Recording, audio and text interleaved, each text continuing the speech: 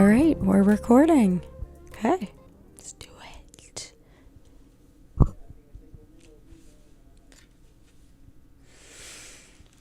this. Okay. Welcome to the Better Together podcast. I'm your host, Kyla, and today we have a bit of a somber episode. I'm going to be talking about the 10-year anniversary of losing my dad, which is coming up on May 13th. So when this episode is released, just a couple more days. This episode is going to be a little bit difficult for me. But I think it's an important episode to talk about. I think it's an important topic, I should say, to talk about.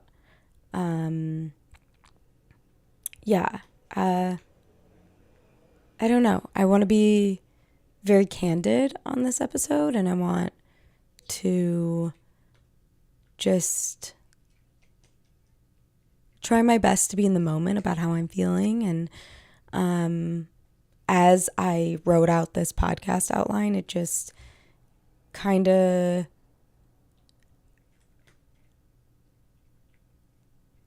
I don't know, it just brought up, obviously, it brought up a lot of emotions for me. And so I kind of wanted to talk about those things. But before we get into all that, instead of reading my Journey to the Heart entry like I usually do, which I believe I've skipped in a couple episodes now, I wanted to read this quote by Helen Keller about loss because it resonated with me. So maybe those of you out there who have lost a loved one or someone close to you and it's been hard, maybe this quote will help a little bit. I don't know. We'll see. But Helen Keller says, "What we have once enjoyed deeply, we can never lose. All that we love deeply becomes a part of us."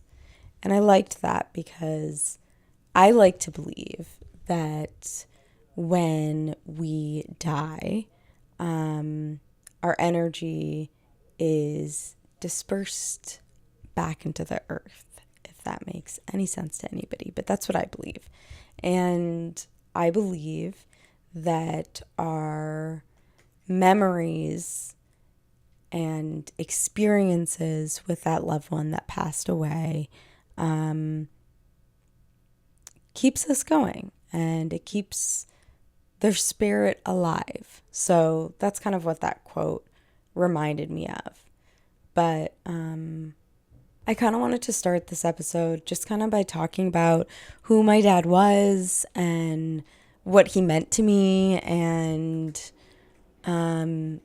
just, some of the experiences and memories I have with him. And then I'll get into how I lost him and learning about losing him and just kind of the trauma that has brought on, but also, now that it's been 10 years, how am I feeling now about everything? And just kind of reflecting back on the last 10 years of my life after having experienced such a tremendous loss. So, who was my dad? Well, his name, Dr. Avery Milberger. He was a doctor. He was extremely intelligent and smart and funny and hardworking and very, very caring, and just wanted to do his best at everything and be his best at everything. I would definitely describe him as a perfectionist for sure. When I was little, my dad used to read these Junie B. Jones books. For any of those of you who know that series, and he was so animated when he read to us. He would just like, we would all be laying in bed with him, my brothers and I, and he'd be laying in the middle of the bed, and all of us were surrounding him, cuddling him, whatever on the bed. And he would think of these such creative, funny voices that would be the characters. And I remember thinking when he was reading us these Junie B. Jones books that that the way that he animated Junie B. Jones and the way that he talked in her voice, that was Junie B. Jones. I don't know if that makes any sense, but he was Junie B. Jones, and he just like his imagination and his creativeness and just his energy was magnetic and inspiring. And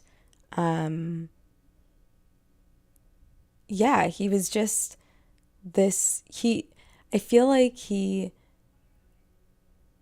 was like the center of attention. Like in the middle, if we were at a party, like a party for his work or something, or we were at a family function like Thanksgiving or something with a group of people, he was just always like the center of attention, making everybody around him laugh. And I think part of it is he just wanted to be accepted and loved by everyone, and he really was. One of my brothers, actually, his like energy and the way that he just like lights up a room reminds me so much of my dad. That's my twin brother, Noah. It's just, I guess, in the way that he tells stories, and I don't know, just there's so much. And I think that something that's cool about, there's nothing cool about losing someone you love, especially when it comes extremely traumatically and they're young. But something that I really, what's the word? Love isn't the right word, but something that this is how I can explain it. There are moments where I see my brothers' faces and their expressions and their expressions, and even in my face, like I look in the mirror and there are parts of myself where I see my dad, and that to me is a memory, the memory of him living on through my siblings and I. And even in my grandma, when I see her, my dad's mom, and my aunts, I'm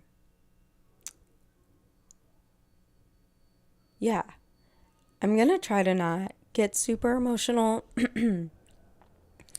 during this episode, but if I do, just know that this is I've talked about my dad plenty of times in a public space. I'm sure many people who are watching this have watched my documentary where I talk about a lot of his struggles, but I haven't talked about him in a really long time, especially in this format, in this way. And so what I'm basically trying to say is have some patience with me, because as I do talk about him and this huge anniversary coming up, it brings out a lot of emotions for me. And if I'm being completely honest with myself, I have trouble like being fully vulnerable and crying, and I guess just like releasing my emotions in, one, in front of the camera, two, in a space where anybody can watch this. But I do think it's important to let yourself feel whatever you're feeling and to be honest with those feelings and let them out when they need to be let out. So that's just to say, if I do get a little emotional in this episode, just know that that is extremely hard for me. But I want to be completely vulnerable for this episode, and I want to be completely honest, and I want this to be extremely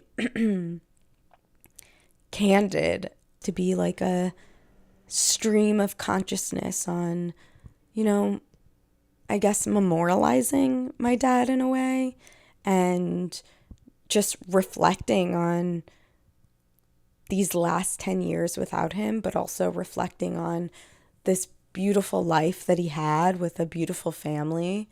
And yeah, so anyways, my dad was an extremely thoughtful, loving, caring, smart, charismatic, funny man. And I have so many stories that I can think of about him. But a story that is very close to my heart and very special is I remember when I was a little girl. I was probably maybe 7 or 8, and I had just gotten out of the shower, and I got my pajamas on, and my hair was all like messy from washing it or whatever. And I was sitting in my bed trying to brush my hair and detangle it, and it was just such a pain in the ass. And I didn't know what I was doing, and I was just kind of ripping hair out, basically.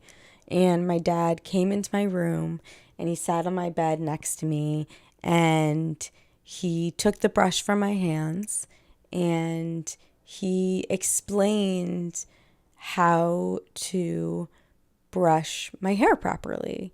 And it's such a simple, even mundane, like blasé memory, but memory after losing someone you love holds such a different place and emotion in your heart and in your head. And this is just something that really stuck with me. He like took the brush from my hands and was extremely gentle and took the ends of my hair and started to brush from the bottom up. So like if I imitate it with my mic, it was like do do do do and then do do do do and then do do do do, and then he would like brush my hair all the way back. And it's just interesting to think about that, just like such a simple memory that like maybe me saying it out loud doesn't resonate with a lot of you guys, but in my heart and my soul and my head, it's a memory that will like stick with me forever. It was just such like a special moment, I guess. And to this day, I still, after I get out of the shower, I still like brush my hair back and do like to the ends going up and like brush my hair back and whatever. And I think that a bond that me and my dad had was my hair. Like, it sounds weird, but he used to do my hair all the time. He used to, love drying my hair out of the shower and styling it. And I remember even for my first homecoming dance, my freshman year of high school, he, blew out my hair and like braided it, and just, it was such a special moment that we shared together and a bond that we shared together. It was a father-daughter, something that can't really be replicated or replaced. It was just so special, and I feel so thankful to have memories like that with him. Another thing that I remember about him is we used to sit around our dinner table and eat dinner as a family every night. And at the dinner table, it was all about story time. And he would tell us stories about his job. He was a anesthesiologist and very successful doctor, and like was learning how to do big surgeries like heart surgery and brain surgery and things like that. Things very, very, very complicated things. And it was really impressive. But he would come home and he'd be like, all right, I have a story for everybody. And it would be just like this grossest story. Like I remember we're like sitting down for dinner, starting to eat. And he told us about this patient who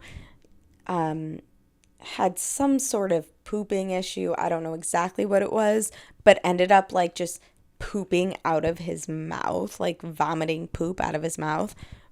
And like my brothers and I just thought it was the most funny thing ever. And not to throwing no shade at this patient. I have no idea who this person was. My dad never shared anything beyond like the day-to-day stuff he would deal with and do at work. He wouldn't share names or anything like that. But yeah, I just remember him telling us this story and we're all trying to eat dinner and it's like the grossest possible story you can tell, but me and my brothers just cackling at his stories. And he was such a great storyteller. And even when he told jokes, he was just so funny. I also remember when we were really little, my dad was a pretty short man. He would say he was 5'6". I would say he was closer to 5'5". That's where I get my tininess from. For those of you who don't know, I am 4'11" and a half, but I always say I'm 5 foot because why not round up, excuse me. But he was really small and he would always say to us, I'm the tallest man on earth. And then we would like be walking on the street somewhere and some guy way taller than him would walk past and all of us, my brothers and I would all be like, but Dad, look at that guy. He's taller than you. And he would be like, oh no, I'm still taller. And it was just like a funny running joke. He was funny. He was warm. He was just an extremely passionate and cared so much about his success and his career. And he was extremely driven. And I actually think a lot of my own drive comes from him. So I'm thankful for that as well. And I'm also want to say that I'm extremely thankful that I had my dad for 18 years of my life, which in the scheme of things is really like not a long time. But yeah, let's get into the hard stuff. He died when I was 18. I'm now 28, making it the 10-year anniversary on May 13th. And my dad, I've been open about this, but my dad, he struggled with substance use problems and addiction. And I think there's this stigma around drugs, and people who use drugs are typically like homeless or end up homeless because they're using drugs, or get into it for many different reasons. There are always root causes to why someone gets into something, especially if they come from a traumatic background or they come from, this goes along with a traumatic background, but any sort of abuse or mental health issues and things like that. What was I trying to say with that? I'm sorry. I feel like my brain is a little scattered with this. Maybe some of you guys can relate. Like when you're talking about something kind of traumatic, your brain gets a little scattered and like you forget things. I feel like that happens to me a lot. But yeah, back on topic. My dad struggled a lot with drug addiction, and he struggled a lot with mental health issues in terms of like depression and anxiety. And he also had a rare form of arthritis, where it's called psoriasis arthritis. And I think the statistic is like 3% of people who have this type of arthritis get disformed joints. And his fingers were very disformed and they were almost like frozen in time. So like an example is like his pointer finger was like this and then his middle finger was like this. And so he'd always point like, hey, you there, which was like kind of a running joke in our family because we were always like, oh, why are you always giving the finger to people, and like especially like people he didn't know, like, why are you giving me the finger sort of thing. And also the finger like this we'd always make fun of as a little kid, which sounds mean now, but as little kids, like, you don't get that, but we'd always be like, arg, you're a pirate. But on a more serious note, the anxiety and the depression and dealing with a very rare form of arthritis that's very painful, I think, contributed to a lot of his drug addiction problems. And also on top of that, being an anesthesiologist and a doctor who has access to medications very easily. And when I was younger, I didn't really totally understand the depth of his issues. There were certain things that I don't know if I like blocked things out per se, but I think that I kind of normalized things in my head, and made it so it wasn't like that big of a deal. And maybe that was like part of, a numbing sort of thing. I don't know. But when we were really little, when we were babies, he was struggling a lot and he went to rehab. And,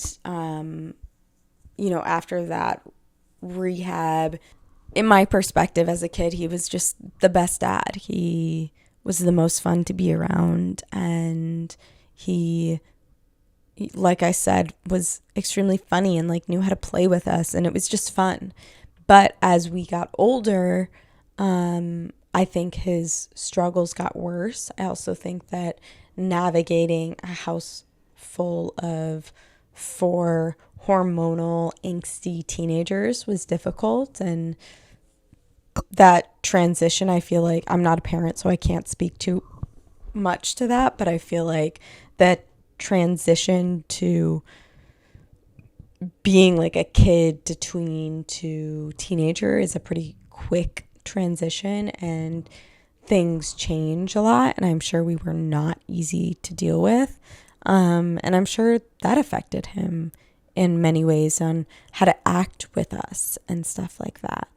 I've talked about in past episodes, him having quite a temper and it being scary at times. That wasn't all of him by any means, but I think he had a lot of issues that he was dealing with in a way that was not maybe necessarily the healthiest. And what I mean by that is, you know, taking the edge off by doing, you know, a pill here and there of whatever it was, and that progressing into, you know, more severe drugs like heroin and shooting up and, you know, things like that. And I also feel like, so he died in 2015. I feel like during that time, and I could be being so ignorant about this, but I feel like based off of my research, this wasn't like a super crazy pandemic at that time, or epidemic at that time, the way it is now with like fentanyl overdoses and stuff. But anyways, I will explain how I found out he died. And I don't think I said this. He died from a drug overdose. So right before he died,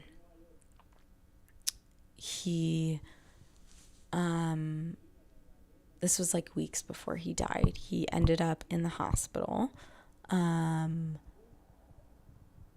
for a OD. I think it was, I don't know if it was accidental or if it was on purpose. And he was living 2 hours away from where like our hometown was, my brothers and I. And so we found out that, you know, he overdosed and was in the hospital, and he was rescued. He was on a ventilator.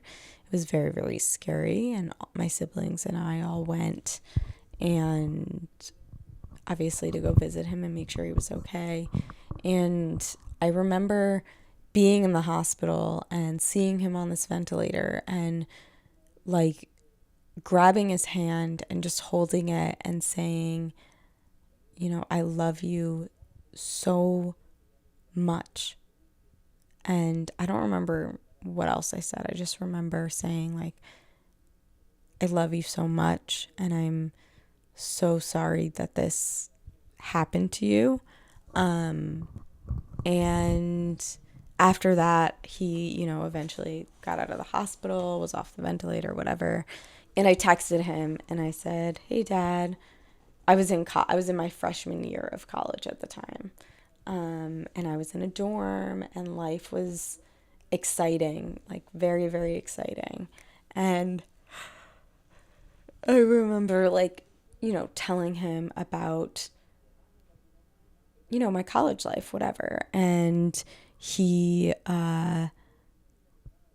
texted me back. Well, first I said, "Hi, Dad. I just want to let you know, like, I visited you in the hospital, and I just want to say how much I love you, and I'm here for you for whatever you need." And then he texted me and was like, "I want to come visit you. I want to see your dorm. And like, I was dating someone at the time. I want to meet your boyfriend."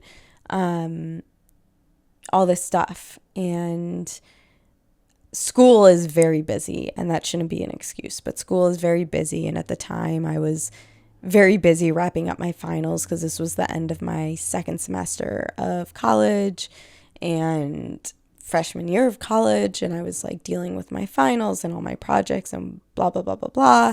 And so, you know, the day that he was supposed to come drive down, I texted him and I said, "You know what, Dad, I'm really busy and I don't think that I can make this work. Let's do another time."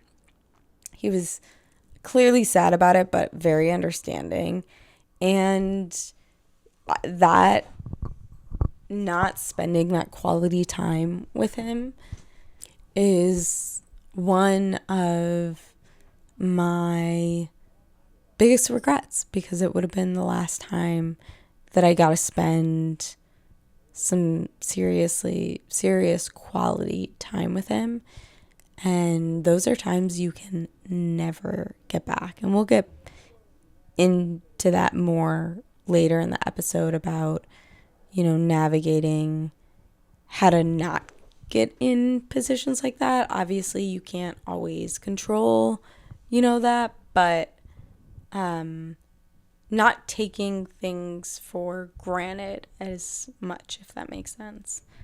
But yeah, let's talk about the morning I found out about losing him. Okay, so I remember finishing my first semester or my second semester of my freshman year of college, and I was really excited. It was a really just exciting time in general. I had built like such a great friend group in college. We were getting ready. For context, I went to a small art school in Detroit called College for Creative Studies, and every year at the end of the year, we have a big exhibition show where we get to show our work. And I studied photography. And I got a few of my photography photos into the exhibit, which was extremely exciting. And so I was just kind of in a headspace of like, I'm about to have my first art show, that kind of thing. And then I think it was a weekend. It must have been a weekend day. I can't remember exactly. I feel like when you find out traumatic stuff, you block a lot out. So I'm like trying to remember as best as I can. And also, I've said this, I think, in past episodes too, but like I took a memory, sleep, and dreams class in college. And something that I took away from that is that every time you remember a memory, you remember it differently. So you can never remember that original memory as it actually was.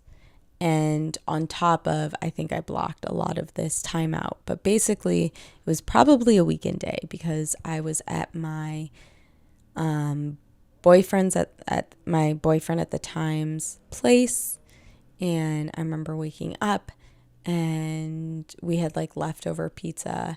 And we were like, let's just eat this cold leftover pizza for breakfast. And it felt spontaneous and romantic with him. And it just felt like really nice. But my mom had called me a couple times. So I called her back. And I was just like, hey, I'm heading back home soon. Everything okay? And she was like, yep, everything's fine. Do you mind just picking up some dry cleaning for me on the way home? So I was like, of course, yeah, that's totally fine. So I leave and I'm like in my car and I'm listening to music and I'm like, it's like one of those days where like you're just in such a good mood and like I'm singing to the music in my car. And then I get another call from my mom and she goes, you know what? You don't need to pick up the dry cleaning. Why don't you just come straight home? I didn't think anything of it. I was just like, okay, I'll pick up the dry cleaning another time. or maybe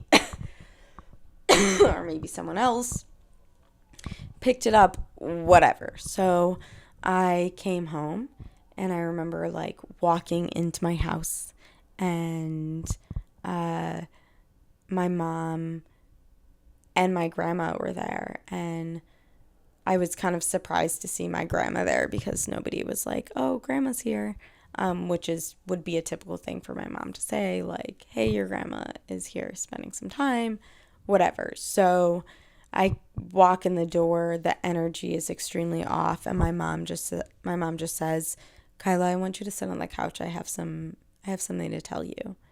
And I sat on the couch, not really knowing what to expect, to be honest. I don't even remember if I was nervous in the moment or if I was like excited because I was like, oh, like, ooh, tea, what am I about to hear? And then we sat down and she said, Kyla, your dad died late last night. And I just remember like almost like crawling in a ball and putting my hands in my face and just bawling. And then I went upstairs to my room and I went to the bathroom and I vomited out of shock, I think. And I called my boyfriend at the time and I said, hey, I just found out that my dad died. And he was very sweet. He came right over and brought my favorite candy and was there to just like support me, and was really, really like a rock during that time. Like, I do not know what I would have done without him. But when someone dies, it feels like your whole life is ending. And like I've said this too before, you have the before and then you have the after. And I think living with grief, it's like one of those things that never goes away. It's one of those things that kind of comes in waves, and you can feel amazing one moment and not have a thought on your mind about your loss, and then it can hit you like a thunderstorm or a tornado, whatever the best analogy is for that. And I think just sitting down and kind of like writing this episode outline and thinking about what I was going to say, and really spending time on reflecting, about my dad. This isn't something I've thought about very recently. Of course, he's on my mind every single day. There's literally not a day that goes by that I don't think about him. But there are days that are easier and there are days that are harder. And I found that when I was sitting down to write my outline out and record this episode, a lot of emotion came up that I wasn't expecting. Emotion about, one, regretting this last opportunity that I could have had with my dad.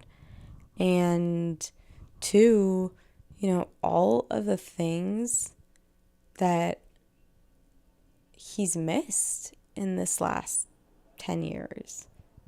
Again, I was 18 when I lost him, and I am now 28 years old. And I feel like when you lose someone at 18, you're on the cusp of adulthood, but you're not quite there. And there's still so many things that you're learning and trying to navigate at that time. Especially being in college, you're like navigating freedom for the first time and being on your own for the first time, and they're big things, and it's important to like have that independence, of course. But also, as I reflect back, as the years have gone by, and now that it's about to be the 10-year anniversary, I feel very emotional and I feel very sad. I think about, one day I want to get married, and I'm not going to have the opportunity for my dad to walk me down the aisle. I want to have kids one day, and he's not going to know his grandchildren. He's never gotten to know the career I've taken, or the new friends I've made, or the new relationships I've had, or the breakups I've gone through, and the hardship. And I think the thing that I wish out of everything is just to have one more moment of me in this space right now, at my age, an opportunity to talk to him.